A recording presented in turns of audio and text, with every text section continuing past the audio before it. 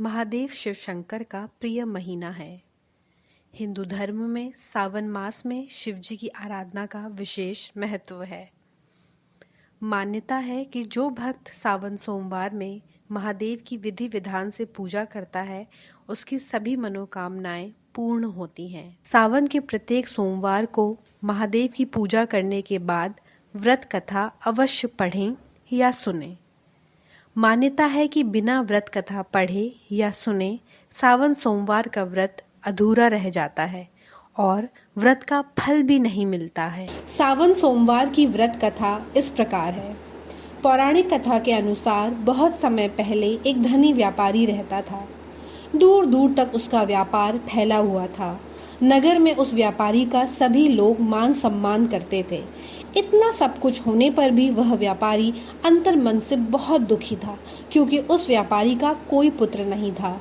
दिन रात उसे एक ही चिंता सताती रहती थी, उसकी मृत्यु के बाद उसके इतने बड़े व्यापार और धन संपत्ति को कौन संभालेगा।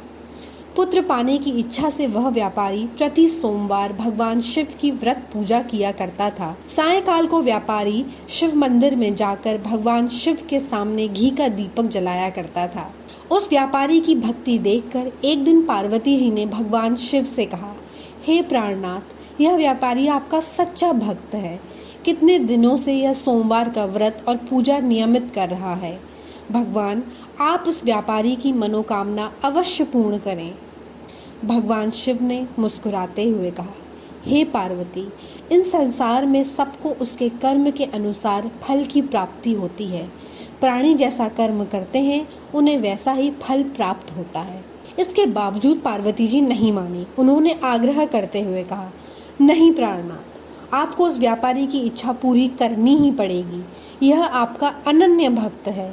प्रति सोमवार आपका विधिवत व्रत रखता है और पूजा अर्चना के बाद आपको भोग लगाकर एक समय भोजन ग्रहण करता है। आपको इसे पुत्र प्राप्ति का वरदान देना ही होगा।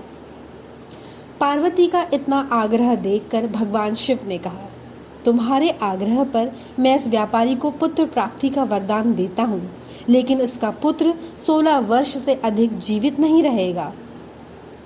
उसी रात भगवान शिव ने स्वप्न में आकर उस व्यापारी को दर्शन देकर उसे पुत्र प्राप्ति का वरदान दिया और उसके पुत्र के 16 वर्ष तक जीवित रहने की बात भी बताई। भगवान के वरदान से व्यापारी को खुशी तो हुई, लेकिन पुत्र की अल्पायु की चिंता ने उस खुशी को नष्ट कर दिया। व्यापारी पहले की तरह सोमवार का विधिवत व्रत करता रहा। कुछ महीने पश्चात उसके घर अति सुंदर पुत्र उत्पन्न हुआ। पुत्र जन्म से व्यापारी के घर में खुशियां भर गईं। बहुत धूमधाम से पुत्र जन्म का समारोह मनाया गया। व्यापारी को पुत्र जन्म की अधिक खुशी नहीं हुई, क्योंकि उसे पुत्र की अल्प आयु के रहस्य का पता था। यह रहस्य घर में किसी को नहीं मालूम था। विद्वान ब्राह्मण ने उस पुत्र का नाम अमर रखा। जब अमर 12 वर्ष का हुआ तो शिक्षा के लिए उसे वाराणसी भेजने का निश्चय हुआ। व्यापारी ने अमर के मामा दीपचंद को बुलाया और कहा कि अमर को शिक्षा प्राप्त करने के लिए वाराणसी छोड़ आओ। अमर अपने मामा के साथ शिक्षा प्राप्त करने के लिए चल दिया। रास्ते में जहाँ भी अमर और दीपचंद रात्रि विश्राम के लिए ठहरते, वहीं यज्ञ करते और ब्राह्मणों को भोजन कराते थे। लंबी यात्रा के बाद अमर और दीपचंद एक नगर में पहुंचे।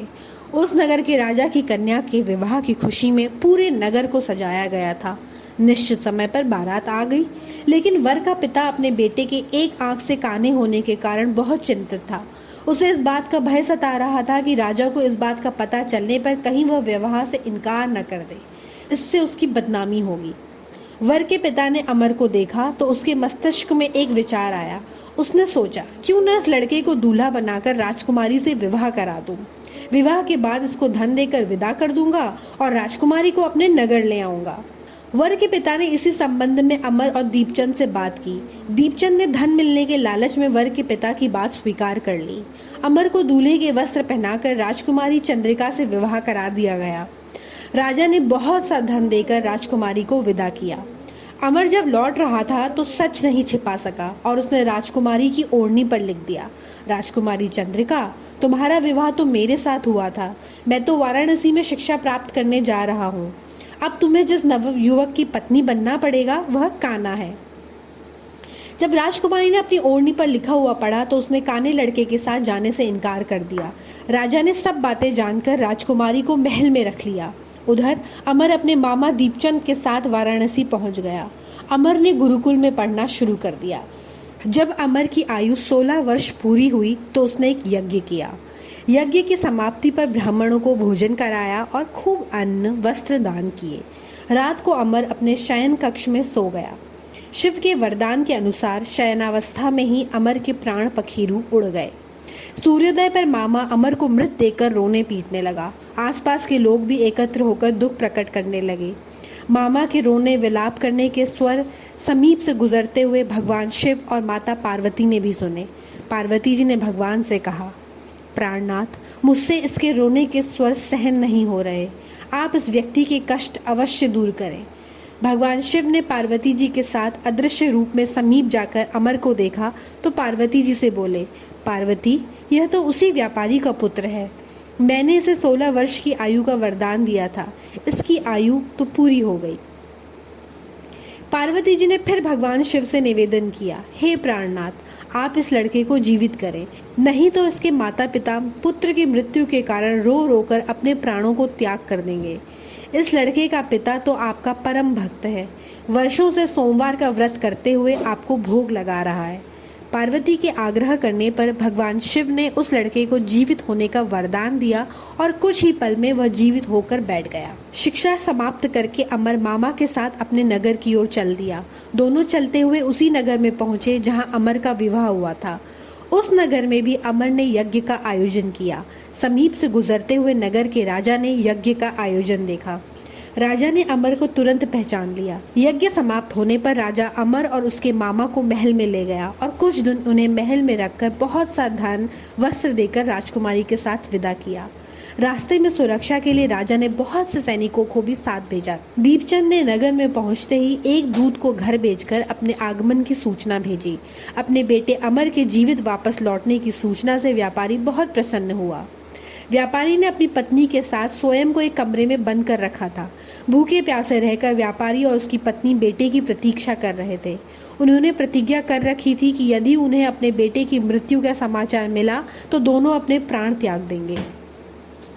व्यापारी अपनी पत्नी और मित्रों के साथ नगर के द्वार पर पहुंचा। अपने बेटे के विवाह का समाचार सुनकर पुत्र वधू राजकुमारी चंद्रिका को देखकर उसकी खुशी का ठिकाना न रहा।